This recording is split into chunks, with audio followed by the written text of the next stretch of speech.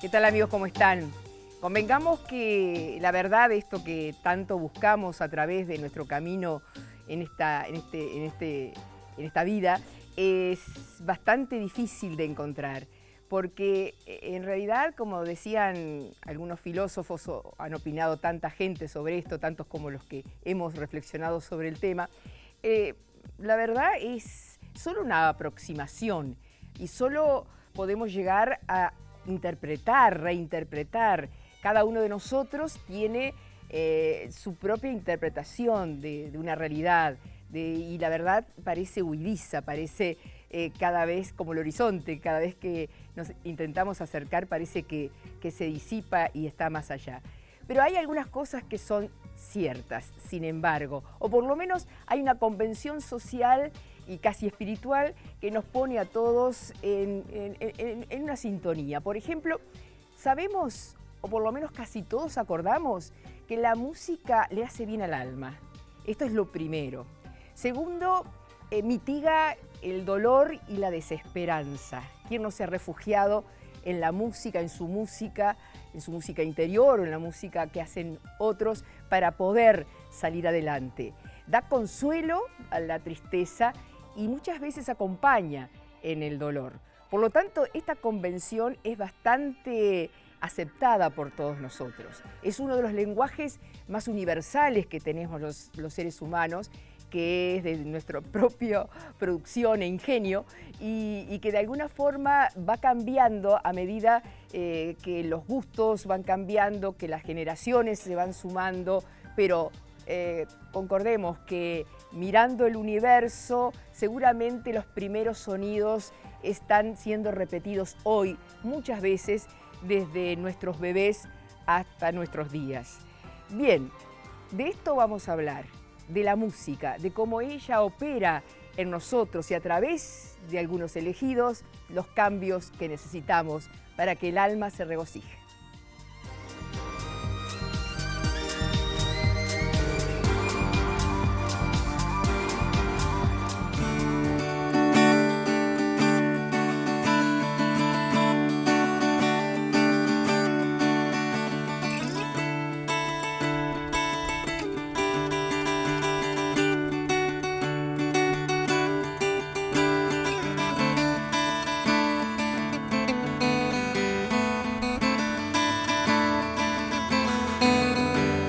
Gonzalo Denis nació en Montevideo en 1986. Su barrio es El Cerro. ¿Siempre viviste en El Cerro?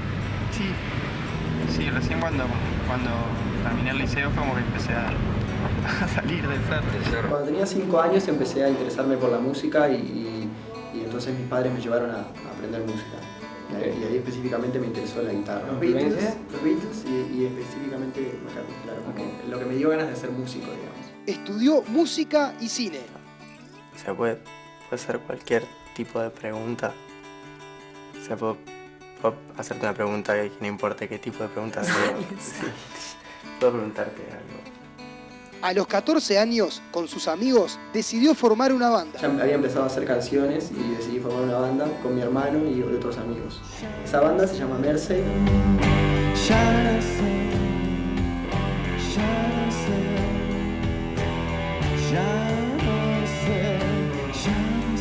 De repente traté de volcar cosas que pensaba para filmar o para cortometrajes y los empecé a volcar en canciones. Luego de Mersey llegó Franny Glass, que pasó a ser su proyecto como solista. Bien porque me acostumbré, pero lo que pasa es que antes era una banda, Franny Glass, y después pasó a ser mi proyecto solista y no quería usar el nombre que tengo en el documento, o sea, en la cédula, entonces mantuve el nombre. No fue que yo opté por ponerme un nombre a mí, sino que éramos una banda, al principio queríamos que tuviera alguna referencia a la literatura de Salinger y le pusimos Franny Glass y los bla bla blas y después seguí haciéndolo yo solo. Pasó a ser solo Franny Glass. Como que tener ese nombre de fantasía era como un poco también decir, o sea, no soy yo Gonzalo contando mi diario íntimo, sino que bueno, es un personaje de un libro, entonces ya ahí me parece que toma cierta distancia y ya tiene más que ver con la ficción que con la realidad de las letras. O sea, que disco a disco me parece que ha habido una evolución en algunos aspectos. En realidad fue un poco como una cuenta pendiente que tenía disco a disco, era como, bueno, este podría ser el disco con banda, no. Bueno, este podría ser el disco con banda, no. Y en un momento dije, bueno, este va a ser el disco con banda. No tengo idea cómo será el próximo, pero estoy como contento con la discografía, cómo se fue dando hasta ahora. Con la ruta, digamos. Sí. De los 5 discos de Franny Glass, hay uno que es la banda sonora de una película uruguaya. ¿Cuál? Se llama Rincón de Darwin. ¿Y Escribano se pudo acordar de qué fue lo que encontró Darwin Y a acá? mí a la vez me pasaba de que de repente de estar en otros países tocando o intercambiando cosas con otros músicos, de repente quería que mis canciones hablaran un poco más de dónde venían. O sea, ¿no? Como el hecho de tocar siempre en Uruguay, capaz que no te das cuenta, pero una vez que salís y te encontrás con músicos de España, de Portugal, de Venezuela, como que a veces pensaba como que estaría bueno que las canciones no fueran como podría ser la de cualquiera de todos nosotros, sino como que hablar un poco más. Y que son para escuchar un domingo de tarde. Que en realidad me tiene un poco podrido eso, pero, o sea, bueno, cada uno la asocia la canción y la escucha en el momento que quiere. A mí me pasa de que yo puedo escuchar canciones, puedo escuchar a un solista o una cosa como súper, con pocos decibeles, un sábado de noche y no quiere decir que esté triste. Cuando estás solo estás más expuesto como estar rodeado, pero es más fácil defender las canciones con tus amigos atrás que estando solo.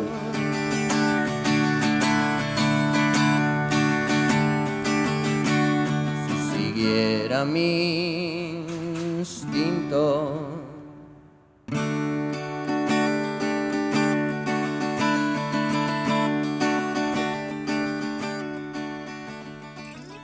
Bienvenido, Franny Glass o Gonzalo Denis. Muchas gracias. ¿Cuál de los dos estoy recibiendo? Gonzalo Denis. Franny es... Franny Glass es el nombre de mi proyecto solista. Que bueno, al ser un nombre, bueno, mucha gente interpreta que yo me llamo Franny Glass y, claro, está bien que así sea también. Pero... Gustav, por ejemplo, que ha estado acá hace poquito, es Gustavo Perini. Y responde a Gustav. Tú si atendés el teléfono, ¿qué decís? ¿Está Franny Glass? ¿Qué decís? Nunca me pasó eso, que alguien llame a mi casa y diga si está Franny Glass, pero sí hay mucha gente que me dice Franny, la gente que me conoció a través de mi proyecto musical, de mi proyecto solista. Yo nunca lo vi como un seudónimo, porque en realidad empecé con mi proyecto solista cuando tenía 20 años. Yo me imaginaba que iba a tocar en una banda hasta los 40 años y que recién ahí iba a hacer mi proyecto solista con mi propio nombre. Entonces, capaz que al no esperarme estar tan pronto saliendo a tocar solo, no me animé a ponerle el nombre que tengo en la cédula. Entonces, estaba leyendo un libro que tenía un personaje que se llamaba Franny Glass y decidí ponerle ese nombre a mi proyecto, pero como si hubiese nombrado una banda. Le podría haber puesto La Vela Puerca a mi proyecto solista, pero terminó siendo Franny Glass, que es un nombre, y por eso se genera esa confusión, que tampoco está mal. O sea, es un nombre de fantasía que le puse a mi proyecto. Fantasía. El guardián entre el centeno, ¿estabas leyendo o cuál? De Bueno, Salinger. yo Salinger, ¿no? entré a Salinger a través del libro El guardián entre el centeno. Y la bueno, novela, ¿no? Sí, y bueno, me gustó mucho su manera de escribir y empecé a investigar más sobre él y a tratar de leer todo lo que había editado, porque es un autor que editó bastante en un periodo de 20 años y después dejó de editar libros, de publicar. No solo dejó, sino que se aisló del mundo, ¿no? Claro, sí, dejó de publicar, siguió escribiendo, dicen. Y bueno, y traté de conseguir todo lo que había sobre él y entonces cuando empecé con estas canciones que me parecía que tenían algún tipo de influencia en lo que yo estaba leyendo en los libros de él, o de repente de la misma manera que otra música había sido influencia para yo escribir canciones, me estaba sucediendo con literatura, la que no me había pasado antes. Entonces quería que tuviera una referencia. Claro, porque Salinger habla, sobre todo en esa novela, ¿no? De la adolescencia, de las contradicciones de la adolescencia, y es una novela que se ha asociado inclusive a criminales, ¿no? Sí. Como libro de cabecera. Sí. Decime qué encontraste tú que de pronto no encontraron, otro camino, otra interpretación. Yo encontré, Y de alguna manera tenía, en ese momento, con 19, 20 años, empecé a descubrir autores que me mostraban un mundo que era desconocido para mí y en esa edad que es muy del fanatismo y de buscar como de abanderarse con algo, eso, fui hasta el fondo con ese autor que como te digo, o sea, quizá despertó en mí cosas que hasta ese entonces solamente había despertado otra música. Yo toda la vida escuché música, siempre quise dedicarme a la música y desde que tuve las herramientas mínimas ya empecé a hacer canciones.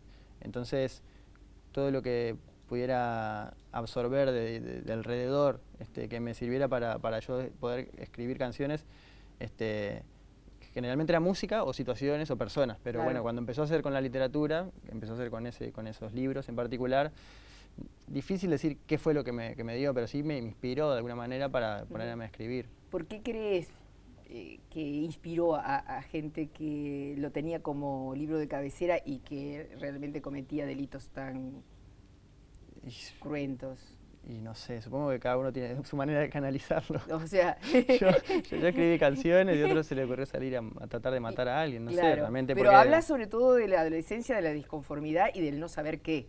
Sí. ¿Por qué optar, no? Sí, bueno, curiosamente ese libro... es lo que le pasa a los adolescentes. Claro, sí, totalmente. Totalmente. Curiosamente ese libro, eso, como decías, hay muchos asesinos o potenciales asesinos de figuras históricas que tenían como ese libro en la mochila o algo así. Sí. Pero nunca me puse a investigar por qué puede haber sucedido eso. Claro. Sí es... muchas veces demuestra como cierto rencor con el mundo que lo rodea a uno y como las ganas de cambiarlo, no sé si de cambiarlo, es más como... De incidir en él. Sí, generalmente son personajes que adolecen, ¿no? Como la adolescencia. más allá de que sean adolescentes o que sean más grandes o más chicos, porque a veces hay muchos personajes niños en los libros de Salinger, tienen algún tipo de dolencia. Adolecen de afecto, carecen de... Sí, puede ser, y capaz que por eso puede llegar tan hondo a algunas personalidades, ¿no? Sí, no quiero que con esto lleguemos a que tenga un tipo de personalidad... No, ya con Franny, que vino Gonzalo y no vino Franny, nos queda clarísimo. Ya venimos. No, es un chiste.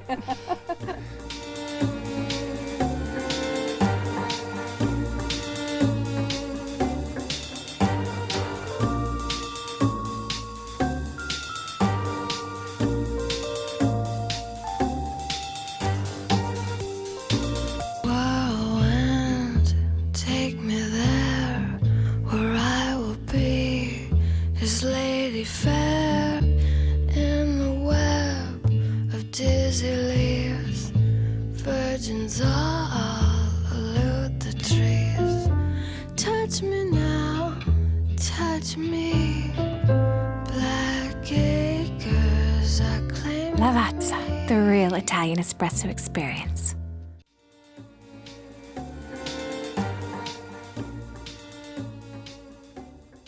Franny, te convido con compartimos Lavazza descafeinado para ti también, ¿no? Sí. Bueno, espero que te guste. Estábamos hablando de Salinger y de lo que puede un autor, un creativo, influir en el lector, en este caso. ¿Te has puesto a pensar cómo influye tu música y tus letras en quienes te siguen, en quienes escuchan tu música? Bueno, sí, ahora, o sea, por el hecho de tener una página de Facebook, ¿no? del proyecto, y por el hecho de que cuando termino de tocar, generalmente no me voy a un camarín, sino que estoy ahí entre el público porque toco en lugares que no tienen camarín, uno puede tener una devolución de la música que hace. O sea, entonces, muchas veces me pasa de que alguien me escribe de que de alguna manera alguna canción mía fue una inspiración para hacer una canción, si son músicos, o para tocar la guitarra, o bueno, siempre recibo devolución de diferentes impresiones que a alguien le puede haber causado un disco o una canción, y es una sensación, por un lado gratificante, y por otro lado es muy curioso, porque a veces la devolución que tenés de alguien es una interpretación de algo completamente diferente a la que uno puede haber tenido al momento de escribirlo. Claro, viste que yo decía al principio, ¿no? La verdad es solamente, podemos tener interpretaciones de la verdad o versiones propias de lo que convenimos que es esto, ¿no? Sí, totalmente. Y bueno, si al autor lo sorprende, me imagino que esto provoca un montón de cosas. ¿Trabajás la línea del afecto? ¿Trabajás la línea de lo que te sale en la composición? Yo diría que sobre todo no tengo una relación tan directa bueno, estoy con un problema o quiero resolver algo personal y hago una canción y de esa manera puedo plasmar lo que me está sucediendo, sino que se da de una manera más intrincada. O sea, de repente yo trabajo las canciones más como de una manera de buscar un equilibrio dentro del universo de la canción propia, y a veces termino poniendo cosas solamente porque la última palabra rima con el verso anterior, pero en las limitaciones a la hora de hacer eso, decir, bueno, esto tiene que rimar. Si tuviera vía libre y pudiera escribir lo que quisiera, quizá no quedaría conforme con lo que termino poniendo. Pero las limitaciones que te da el hecho de escribir, hablando de las letras específicamente, es decir, bueno, tengo tanto espacio, tengo tanta cantidad de sílabas, de palabras, a veces uno termina escribiendo cosas que no sabe de dónde salieron y no tiene una relación directa con un nudo que uno pueda tener adentro, pero sí de alguna manera sirven para sentirse más liviano. Exorcizar de cosas o sentirse... Sí, y por eso digo que yo nunca veo mis canciones como una especie de catarsis. De catarsis ni de... Capaz que de alguna manera una catarsis sí, pero no como una especie de diario íntimo en el cual yo... No de autobiografía. Claro, sino como una manera de generar algún tipo de belleza quizá, o sea, en el término más amplio, ¿no? De algo que le hace a uno ser más feliz o emocionarse. Pero no sé si funciona tanto de esa manera como decir, bueno, quiero hablar sobre tal tema y te hago una canción sobre ese tema. Claro, estoy angustiado, voy a hablar sobre lo que me provoca la angustia. Eso que hablabas tú de este síndrome que tenemos, que tiene todo el mundo los domingos, ¿no? Esta cosa de la depresión que ya casi es universal. ¿Qué te inspira? ¿Has sentido esta cosa de mañana, lunes? Yo creo que no más que cualquier otro ser humano, solo que quizá tengo algunas canciones que pueden... Es un país muy suicidógeno el nuestro. Bueno, sí, y, o sea, capaz que es una temática que traté, el tema del otoño, del invierno, de los domingos y todo eso, más que nada en mis primeros discos, y quizás fue algo después de lo que traté de alejarme para no seguir repitiendo los mismos temas. ¿Pero considerás que es un tema para los adolescentes o para la gente en general? ¿Sabés lo que dice Dolina sobre esto cuando le han preguntado? ¿Qué dice? Dice que los viernes cada uno de nosotros proyecta encontrar el amor, encontrar, terminar o empezar determinados proyectos, y cuando llega el domingo estas cosas no sucedieron, entonces te entra la depresión, no sé, eso es lo que dice Dolina. Bueno, yo en realidad ahora te podría decir que prefiero un domingo a ¿de tarde? un lunes, martes o un miércoles. ¿Sí? ¿Por qué? Y porque puedo descansar, pasear, no estoy no afronto el domingo como un drama, una situación. Quizá a veces uno cuando crea un personaje que vive dentro de una canción, digamos, estoy escribiendo algo sobre un personaje y uno se imagina una situación, pongámosla entre comillas, trágica, o sea, o cuando uno hace una canción de amor, siempre es divertido ponerse del lado del que tiene el corazón roto. Sí. Y son ingredientes que arman una escena para expresar algo, pero yo no lo veo como eso, como lo que te decía recién. No soy yo quejándome de que no me gustan los domingos y que estoy triste, sino como todas las películas, o sea, como hay un personaje que tiene un conflicto y que en un momento se resuelve, o sea, pero es interesante cuando está todo mal también. O sea, si vemos una película, digo una película para poner un ejemplo, O sea, en el que está todo bien y la persona le va bien el trabajo y está enamorado y la otra persona lo ama a él y sale todo bien, no es tan interesante de ver. O sí, depende de cómo se ha hecho, pero me parece que son más construcciones y yo no pienso que sea... Pienso que es una parte de mi personalidad, pero no es un reflejo fiel de todo lo que es mi personalidad, las canciones, de ese tipo de canciones. Del cerro, ¿qué tenés? ¿Qué guardás? ¿Qué guardo?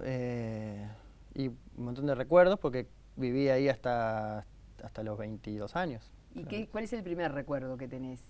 Decís cerro, ¿qué es lo que aparece? Y me acuerdo porque es otra visión, vivir en el cerro... Parece una obviedad lo que estoy diciendo. No, sí, pero es verdad. Pero es verdad. Sobre todo... Tenés una perspectiva de Montevideo que es enorme, global casi. Sí, bueno, la casa en la que pasé toda mi adolescencia, hasta que me fui de la casa de mis padres, es una casa, porque mis padres viven ahí, que tiene mucha vista a la bahía y se ve toda la ciudad. Entonces como que siempre tuve esa perspectiva y muchas veces cuando estaba...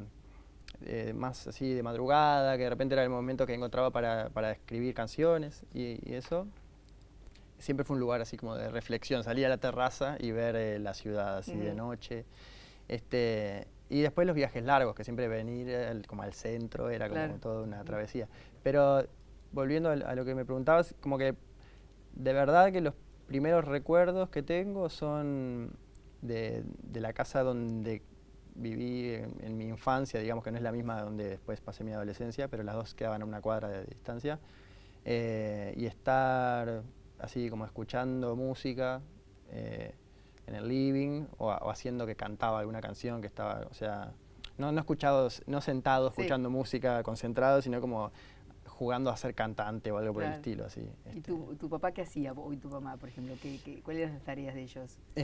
Mi madre es profesora de educación física y mi padre es gerente de ventas en una empresa que trabaja con los bancos. Así. Ajá. ¿Y de alguna manera te trasladaron este amor por la música o pensás que fueron perceptivos al darse cuenta que a ti te encantaba, ¿no? Sí, en realidad nunca o sea, obviamente se escuchaba mucha música en mi casa, o sea, mis padres no se dedicaban a la música, no tocaban ningún instrumento. Sí, mi abuelo por parte de padre tocaba la guitarra como hobby y me dijeron que mi bisabuelo era disc-jockey, pero no sé cómo me surgió, digamos, ese interés en particular por la música o ese interés por sobre otras cosas con la música, pero sí, claro, desde un principio siempre, bueno, me compraron una guitarra o me llevaron a estudiar guitarra, siempre en ese sentido fueron receptivos en cuanto a mis inquietudes. Y tú consistente, porque a veces los padres somos receptivos de las necesidades o de los gustos de nuestros hijos, pero no siempre desde el otro lado, aunque les guste lo que están haciendo, mantienen ese gusto por el instrumento. No sé si me explico. Sí, sí. Yo tuve mucho tiempo, por ejemplo, cuando empecé a aprender guitarra y después en un momento dejé 4 años, no toqué la guitarra, estuvo guardada en el ropero y después volvía y me interesaba un poco más, o sea, como que no fue tampoco una cosa de que desde el principio, pero siempre la música y el fútbol, digamos, que fueron las dos cosas que era, bueno, me gustaría o dedicarme a una cosa o a la otra. ¿Y te dedicaste a la que eras mejor o te queda la deuda del fútbol? ¿Llegaste a jugar? No sé, yo jugué en las inferiores de Cerro, pero dejé en realidad porque tenía como, generalmente son planteles de 30, 35 personas y juegan 11 los fines de semana o 14 como mucho. Y bueno, me parecía que estaba haciendo demasiado esfuerzo para las pocas... posibilidades. Sí, para las pocas posibilidades, o como que llegó un momento que ya no me estaba divirtiendo tanto entrenar toda la semana y jugar poquitos minutos o no ser citado o estar en el banco suplente. ¿Qué le faltaría a esa actividad del fútbol para los niños? Desde tu perspectiva, desde tu experiencia. ¿Y qué le faltaría? Porque a muchos les pasa eso, desde el fanatismo de los padres, ¿no? De que seas un crack al desinterés de los propios niños que pierden de vista que eso es un juego. y no la posibilidad de labrarse un lugar, un destino, una profesión. Sí, eso es complicado, o sea, si uno sale cualquier sábado de mañana a caminar por lugares donde haya canchas de baby fútbol, va a encontrar eso, los niños que están los padres gritando como si estuvieran jugando en la primera de Peñarol o de Nacional o en la selección uruguaya y yo qué sé, a mí me parece que tiene que ser algo divertido, o sea, después si te querés dedicar profesionalmente cuando ya tengas una edad en la que puedas realmente decir, bueno, quiero dedicarme a esto. O sea, yo creo que está como todo lo que está relacionado con el fútbol me parece que está un poco sobrevalorado, ¿no? Y también sobrevalorado digo porque por el espacio que tienen los medios en las conversaciones diarias y por lo que ganan los jugadores profesionales que llegan a cierto lugar. Son muy pocos. Claro. Y después abajo de eso hay un montón de gente que quiere ser como tal jugador que ve en la tele y que bueno, que el filtro es tan grande. La cantidad de frustraciones. Y la cantidad de padres que quieren que su hijo sea jugador profesional, o bueno, la cantidad de familias humildes que ven como en el fútbol una salida que bueno, que el niño llegue a primera y que pueda, o sea, no me voy a poner a hablar de eso, pero no sé ni cómo empezamos, pero bueno, a veces cuando creás tal vez te pase esto, te estás terminando de escribir y no sabes cómo empezaste. Sí, está bueno eso. Está bueno. El divague. Claro, cuando uno encuentra una versión anterior de una letra de una canción y ve por dónde empezó y que terminó en un lugar mucho más interesante por suerte, decir, bueno, si hubiese seguido eso es creatividad y eso para alguno es el arte de la entrevista, que no es otra cosa que el arte de escuchar. Ya venimos.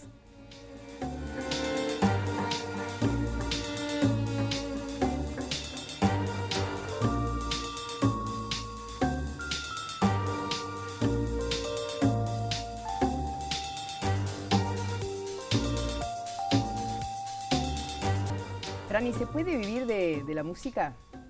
Bueno, viste que le hablo al músico, ¿no? Sí. Hay pruebas de que sí. Sí.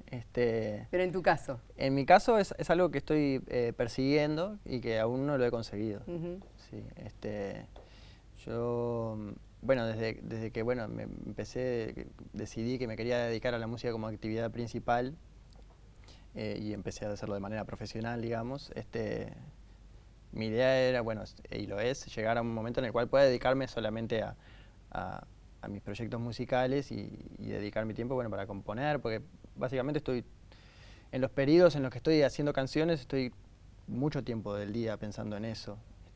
¿Lees mucho también? ¿Qué haces así, digamos, mientras compones? O también te dividís con trabajos reales, concretos, claro, que te facilitan la vida, ¿no? Sí. Que te posibilitan. Sí, claro, por eso. O sea, yo cuando salí del liceo estudié cine.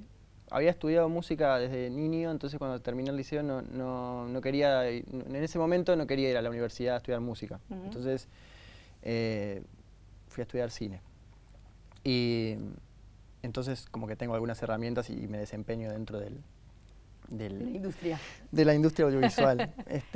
Y por cierto ha crecido en Uruguay, ¿no? Sí, claro. Claro, hay un montón de gente trabajando en todo lo que es alrededor de la publicidad, sobre todo. De la publicidad. Y esa es como mi otra actividad, que por suerte encontré una manera que me da tiempo para poder dedicarme. O sea, no tengo un trabajo de lunes a viernes en un horario fijo, sino que varía eso un poco, entonces puedo también tener días en los que puedo, claro, bueno, cuando toco puedo dedicarme al concierto, a ir a la prueba de sonido, todo eso, no sé. Te vimos ahí actuando. ¿El fuerte tuyo en el cine es la actuación o...? No sé cuál es el fuerte mío en el cine, pero a mí lo que más me gusta es escribir guiones. Y cuando hice la escuela de cine hice 2 cortometrajes. Y en el primer cortometraje que hice, la persona que iba a actuar me dijo que no podía actuar muy poco tiempo antes de la filmación, entonces terminé actuando yo. Y después hice otro cortometraje que dije, bueno, como en el anterior me funcionó eso de actuar, voy a actuar, que fue el que vimos un pedacito. Y en ese, como te decía, todavía me gustan bastantes cosas de ese corto, pero mi actuación es lo que no me gusta. O sea, pero te pudiste poner en la piel del otro, porque eso es actuar, ¿no? Yo creo que para actuar tengo lo que puedo hacer es decir cosas con naturalidad. Ajá. O sea, puedo leer un guión y decírtelo como si fuera una conversación normal, pero si no fueras puedo... Gonzalo. Pero sigo siendo Gonzalo, eso es lo que pasa. O sea, no puedo ponerme en la piel de otra persona Claro. muy diferente a mí. O al menos tampoco hice un taller de un año de teatro nada más, tampoco estudié mucho actuación. Pero eso es lo que me parece que... Lo que vi en ese cortometraje, por ejemplo. ¿Sos muy exigente contigo mismo? Bueno, sí, en cuanto a lo que es la composición y el armado de las canciones, sí, cada vez más. ¿Quién te da el ok de esto está bueno? ¿Quién tiene sobre ti? ¿O va variando esa persona? Primero, yo mismo soy muy exigente y Te después... tiene que gustar, ¿cómo es eso? ¿Lo tenés que sentir dónde? me tengo que sentir cómodo, o sea... te rechina algo y claro, eso ya no está bien. Era un poco lo que te decía en cuanto al equilibrio, como de... A veces puedo leer la letra y decir que, bueno, que está correcta, pero si eso no me siento honesto, digamos. No honesto porque si estoy diciendo la verdad o estoy mintiendo, sino como honesto en la expresión, o sea, en lo que yo quería... O sea, que estoy conservando lo que querías transmitir. Sí, lo que quería transmitir, incluso a veces pasa eso, ¿no? Que querías transmitir una cosa y terminás haciendo otra, Claro. pero si llego a un puerto que me parece, me sale de vuelta la palabra honesto, pero viste que también inventar historias tiene mucho de ficción y de mentir, mentira, ¿no? pero hay una honestidad en el sentido de que yo me veo reflejado en eso. Como creador. Como creador y me siento aunque no seas, como ya quedó claro, que no sos el intérprete, digamos, el protagonista en la realidad. Exactamente. Y... A veces estamos hablando de ficción. Sí, sí, a mí me gusta decir eso, que las letras que hago son como...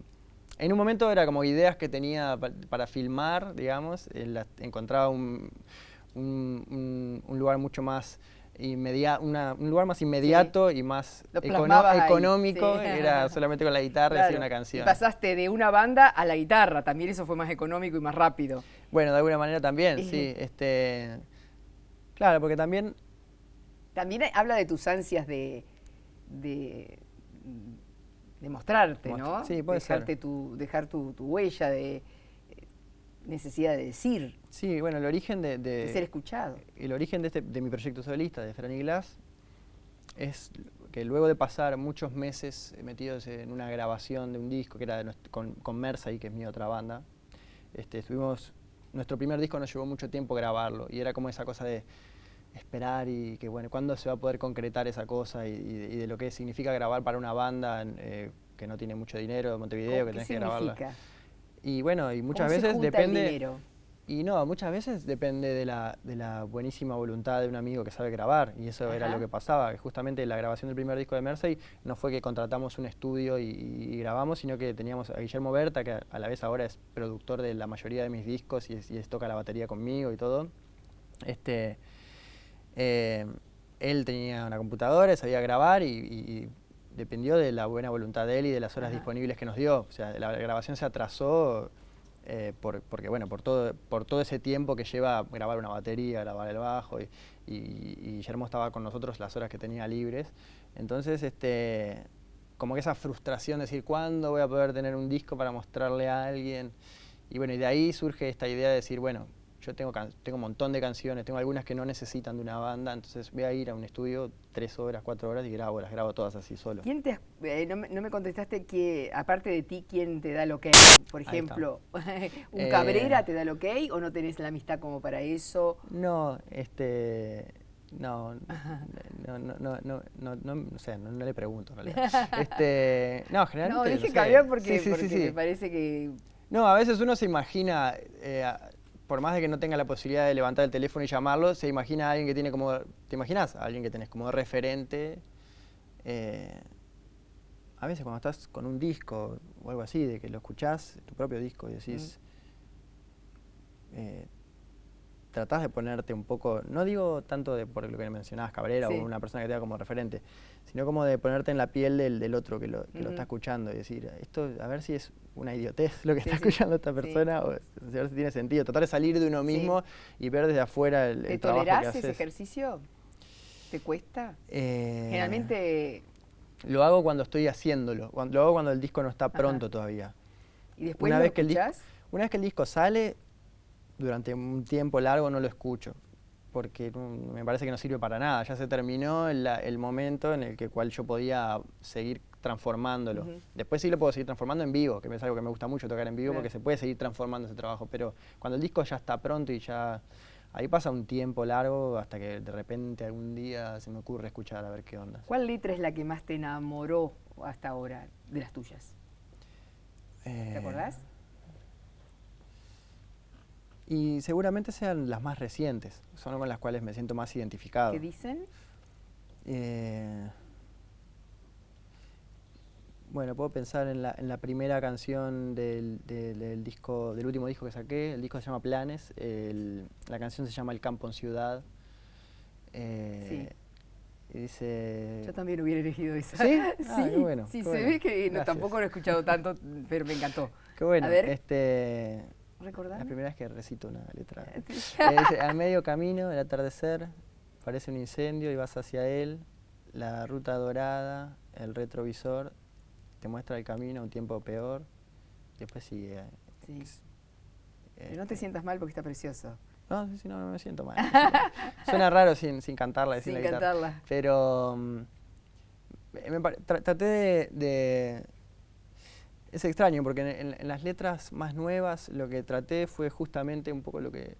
de tratar de alejarme o de sacar a la primera persona de las canciones, de no estar diciendo como no sé, la primera canción de mi primer disco, que dice no pasé durmiendo el invierno para que el verano sea así. Muy autorreferenciado. Claro, como de funcionar más como un observador, por más de que de repente en algunas canciones sí estoy en primera persona, como de, no sé, a veces escucho algunas letras más viejas y me da un poco de vergüenza. O sea, no porque diga esto es horrible, sino porque digo, bueno, podría haberla buscado por otro camino. Ajá. Y bueno, y eso uno aprende de lo que ha hecho y a veces una influencia son los discos propios anteriores porque decís, bueno, esto no lo quiero hacer.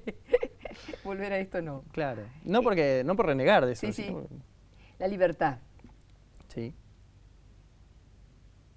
La libertad. ¿Qué es para ti? ¿Cómo se siente? ¿Cómo se expresa? ¿Qué símbolo tiene? ¿Quién la representa? ¿Qué sé yo? Porque tú estás todo el tiempo con esos. Sí, es verdad, hay temas. unas letras. Yo, bueno, cuando me he referido en letras a la libertad, en esta canción que te decía recién, por ejemplo, lo hice, es como de una manera, como la libertad como algo subjetivo, ¿no? Es una persona que se está trasladando de un lugar a otro y está tratando de dejar, no solamente de manera física, sino, claro, sino también... Cuando mira el espejo retrovisor. Claro, dejar algo atrás y también tiene un poco que ver con el hecho de no fomentar la nostalgia. Como de que, bueno, en un país que fomenta, ¿cómo fomenta la nostalgia, no? Sí, bueno, es verdad. Pero claro, es verdad eso. O sea, mi disco anterior me di cuenta que era un poco nostálgico. O sea, que tenía muchas referencias a la adolescencia, a la niñez. Y en este a lo disco, perdido, a lo que no... Claro. Al pasado. Sí, y en este disco, de alguna manera, como ejercicio para mí mismo, para decir, bueno, voy a tratar de escribir sobre otros temas, traté de proyectar esa energía que estaba hacia el pasado, hacia el futuro. ¿Y el presente? Y el presente va a ser el próximo disco. Ya venimos. El presente es este.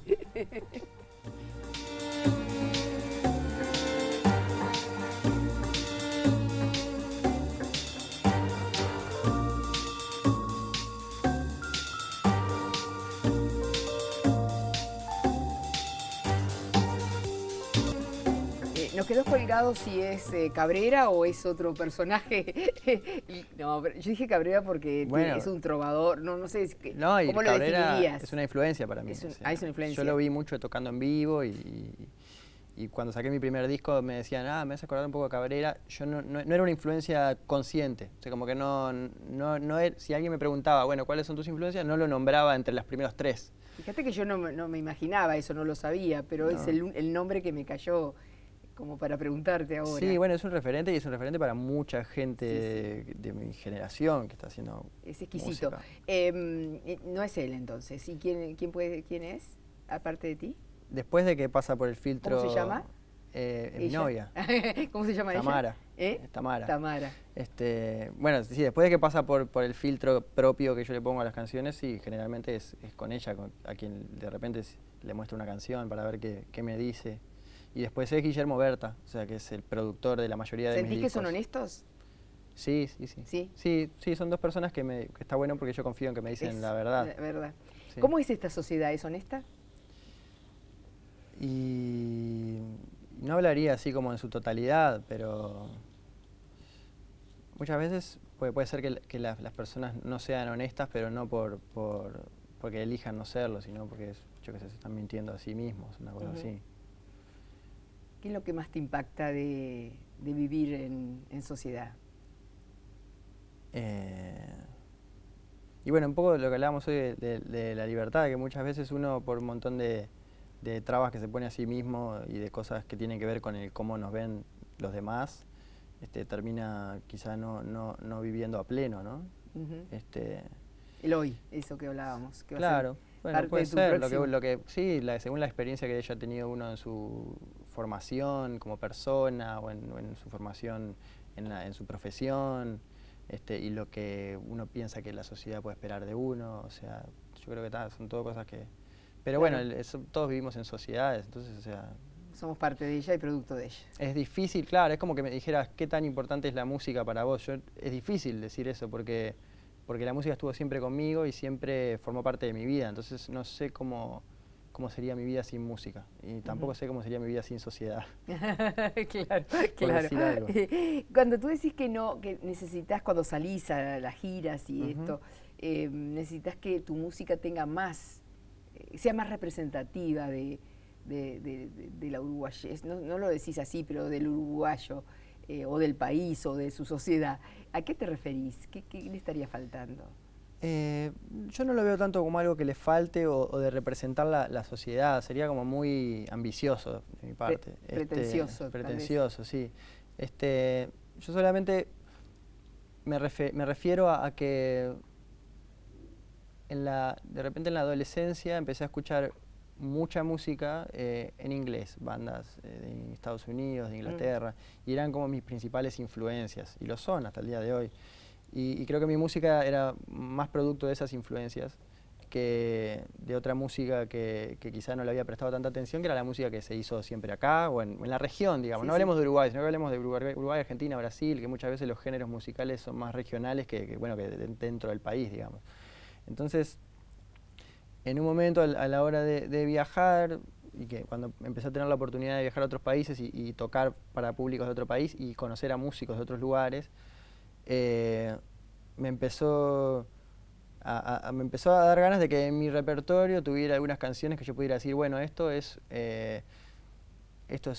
un candombe, que es un ritmo que es, digamos, autóctono de Uruguay, o sea, me empezó a surgir esa necesidad, que yo no pienso que sea una obligación para el músico de un país tocar géneros de ese país, no me parece que sea una obligación, solamente si a uno le sale de manera natural. Entonces, yo un poco por necesidad y un poco porque empecé a investigar más, empecé a cambiar mi opinión sobre mi... No sé si sobre mi rol como músico, pero yo sentía la necesidad de que mi música dijera un poco más del lugar del que viene. Yo no ¿Qué creo que debería decir, por ejemplo? Claro, pero cuando digo decir, no sé si estoy hablando tanto de lo que dice la canción, de lo que dice literalmente, de lo que dicen las letras, sino como de... Lo que se siente ser de ese lugar. Claro, porque a veces uno puede tener una postura de decir, bueno, no me interesa todo lo que pasó hasta acá en la música y yo voy a hacer la música que me gusta a mí, quiero hacer eso, pero me parece que hay que ser, que uno puede tomar esa decisión, pero hay que estar informado, o sea, ¿no? Me parece que hay que estudiar lo que se hizo antes de uno no es el primero que se pone a hacer algo. Entonces, me parece que la música tiene o debería tener una línea evolutiva, tendría que ir, o sea, generada entre todos los músicos, ¿no? Nadie individualmente va a hacer algo que cambie el rumbo de la música de un país, me parece que eso es algo que se va construyendo. Y me parece que yo desde mi lugar, con mis limitaciones y todo, me parecía que me gustaría aportar de alguna manera a algo, ¿viste? No sé qué es, a la nube musical uruguaya. Entonces, Más que nada por ese lado, como de decir, y también de empezar a investigar sobre gente que me interesaba, por ejemplo, de Caetano Veloso, de empezar a leer su biografía y la posición estética que hay detrás de una música, de una canción o de un disco. ¿Y o sea, de un uruguayo? ¿De quién, además? Y bueno, de Eduardo Mateo, de Fernando Cabrera, de Rubén Rada, o sea, no sé, como me parece que yo cuando digo que digan más del lugar de donde vengo me refiero a que hay una historia musical muy rica acá en Uruguay y que está bueno tratar de no sé, decir aportar, no sé si es aportar, es como de ser consciente del lugar del que uno viene y que lo que uno haga sea resultado de la música uruguaya y de la música que uno escucha de afuera también, porque también es parte de lo que sos. ¿Lo que haces es indie folk o...? Sí, bueno, muchas veces cuando alguien se refiere a la música que hago utiliza esos términos. Y me parece ¿Qué quiere decir? No, porque bueno, el indie tiene que ver con o sea, no estoy para dar charlas sobre el indie, pero porque no tengo tanto conocimiento, pero creo que es un tipo de música que se caracterizó en un principio por trabajar por fuera de la industria musical, como por ser independiente. Y que en un momento se le empezó a llamar indie al tipo de música que hacían ese tipo de bandas. Ahora indie es una cosa mucho más general, también por el hecho de que exista internet y que cualquiera pueda grabar un disco en su casa y que lo pueda compartir con todo el mundo. Pero entonces el indie es como, si le tengo que decir a alguien la música que hago, puedo llegar a utilizar ese término, pero siempre creo que nosotros los músicos tratamos de no poner... Siempre como que no vas a encontrar un músico, creo que te diga, sí, mi música es esto y esto. Siempre tratás de escapar a las etiquetas, pero si tenés que guiar a alguien, el folk, por el tema... El folk viene más del folk anglosajón, es como lo que se dice, el folclore, bueno, el folk, y el indie es eso, un poco, ahora es como un género. ¿Por qué sos vegetariano? ¿Pensás ser siempre vegetariano? ¿Cómo? ¿Pensás ser siempre vegetariano? Por ahora voy bien, sí. Me hice vegetariano porque un día alquilé un DVD y venía con un documental sobre los animales muriendo en las fábricas y todo así, en los mataderos. Y dije, bueno, voy a ver si puedo vivir sin comer carne. Y lo empecé a probar y dejé de comer carne. O sea, no por un tema de decir, bueno, voy a comer más sano, sino por un tema de decir, bueno, a ver si puedo dejar de comer animales y tal. ¿Te hizo menos qué? No, en un principio... Porque se asocia la carne o, qué sé yo, a la agresividad, Sí, bueno, nunca fui una persona muy agresiva. Dudo que haya sido agresivo, ¿no? ¿Amor y paz, así? No, bueno, o sea, no sé si... Si tanto. Claro, o sea, no, lo que quiero decir es que me hizo sentir un poco mejor conmigo mismo, pero tampoco me gusta andar diciéndole a la gente lo que tiene que hacer. Con la bandera, claro, lo que tiene que hacer. Es como una... Yo me siento mejor. Cuando dejé de comer carne, al principio iba por la ruta y veía las vacas en el costado de la ruta y me sentía bien. Me sentía como amigo, como amigo. ¿Por qué brindaríamos? Por la música, como cerrando un poco lo que dijiste al principio, que me pareció muy interesante, y por la libertad en la música, porque un poco cuando hablábamos de qué es lo que uno, de lo que piensa que los demás esperan de uno, lo más lindo a la hora de componer y de hacer canciones es sentir libertad, de que uno puede hacer lo que tenga ganas de hacer y no encerrarse, no encasillarse a uno mismo. Gracias por estar. Gracias por invitarme. Y por ser. Los espero, amigo.